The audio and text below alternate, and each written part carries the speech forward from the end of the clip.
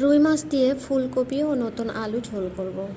Hello বন্ধুরা, আসসালামু আলাইকুম। আজকে আমি আপনাদের সাথে শেয়ার করছি কিভাবে খুব অল্প টাইমে সুস্বাদু ফুলকপি ও আলুর ঝোল করা যায় মাছ দিয়ে।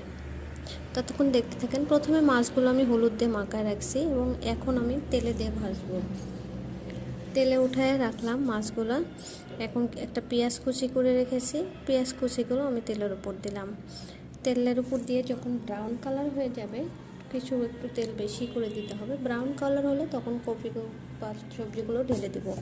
তারপর সবজিগুলো আস্তে আস্তে কম জালে ভাজবো। এখন আমি ব্লেন্ড করে রাখা মশলাটা অ্যাড করব। এখানে রসুন, জিরা ও আদা বাটা ছিল।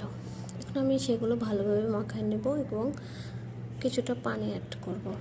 পানি অ্যাড করার পরে এখন দিয়ে দিচ্ছি ঝাল, হলুদ ও লবণ পরিমাণ মতো।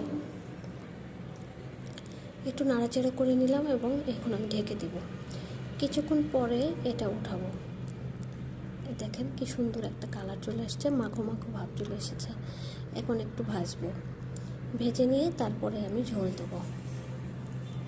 ঝোল দেওয়া হয়ে গেছে আমার তরকারিতে। সুন্দর করে চতুর্ধার নাড়াচাড়া নিলাম যাতে করে সাইড ছুটে মশলাগুলো লেগে না থাকে। ঢেকে দিলাম।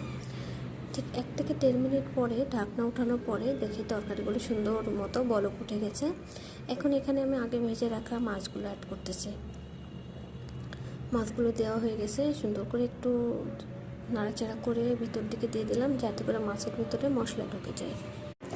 আমার তরকারি প্রায় হয়ে গেছে। এভাবে যখন বলক উঠবে দেখবেন যে তরকারিটা হয়ে গেছে। সবশেষে আমি তরকারির জন্য জিরা ভাজতেছি এবং জিরাগুলো গুঁড়ো করে নিয়েছি। এখন তরকারির উপর দিচ্ছি। ধন্যবাদ সবাই।